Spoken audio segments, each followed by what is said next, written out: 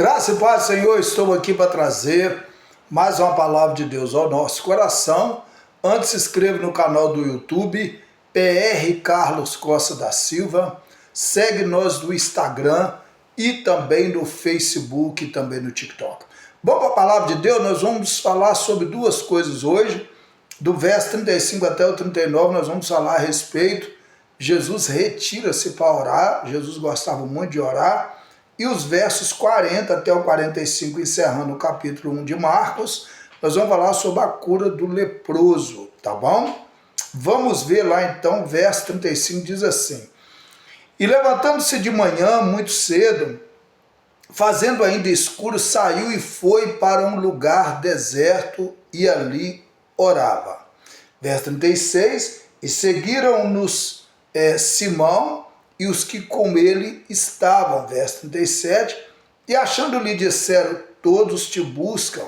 E ele lhe disse, vamos às aldeias vizinhas, para que eu ali também pregue, porque para isso vim.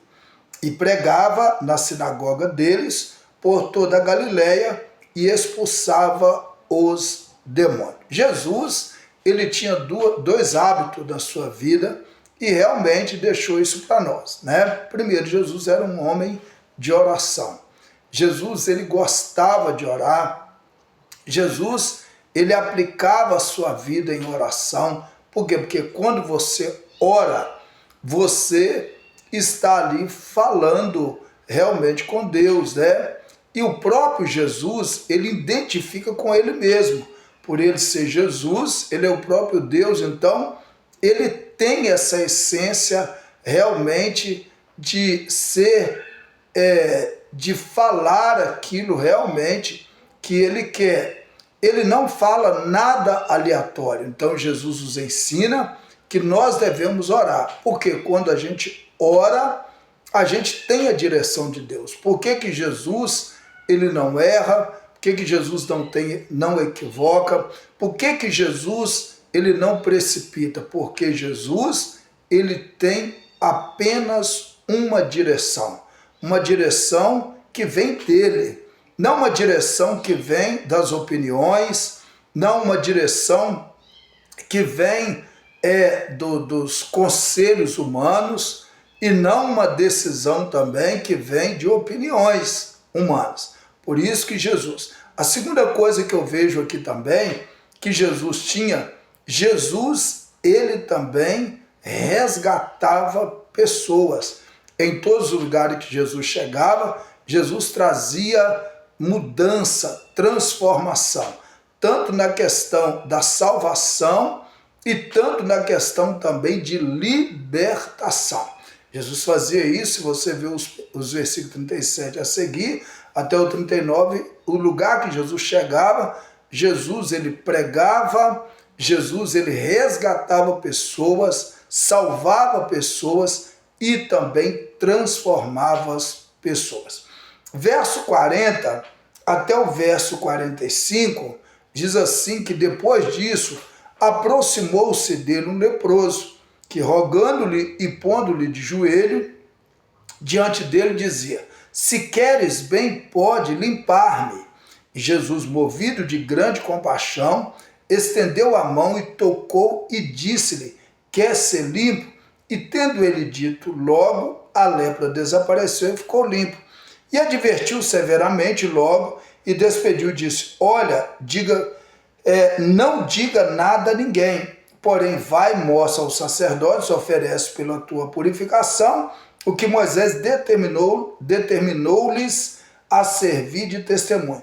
Mas tendo ele saído, começou a pregoar muitas coisas e divulgar o que aconteceu, de sorte que Jesus já não podia entrar publicamente na cidade, mas conservava-se fora em lugares desertos, e de toda parte ia ter com ele. O que eu aprendo aqui? Eu aprendo que primeiro Jesus curou esse homem.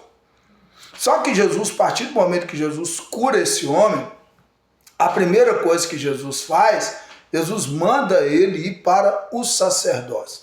Os sacerdotes que dava o aval para que aquela pessoa pudesse voltar a ser na sociedade de novo.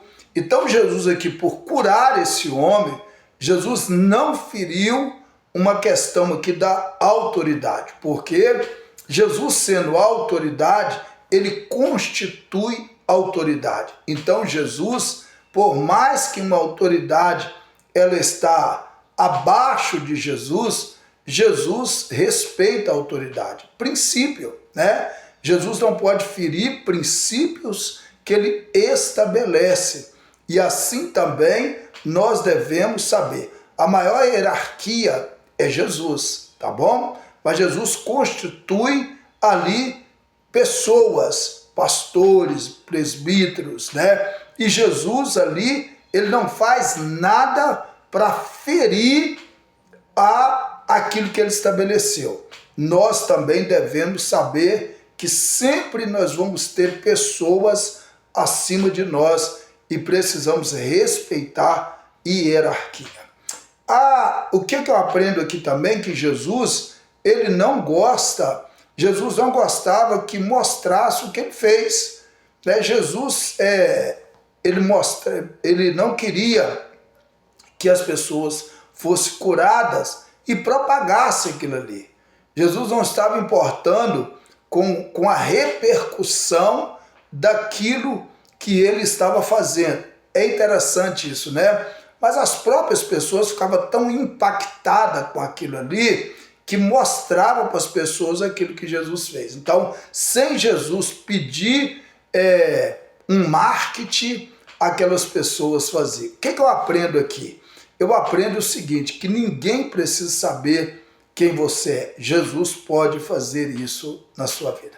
Vamos orar? Pai, muito obrigado por tudo, em nome de Jesus. Deus abençoe e até lá, em nome de Jesus.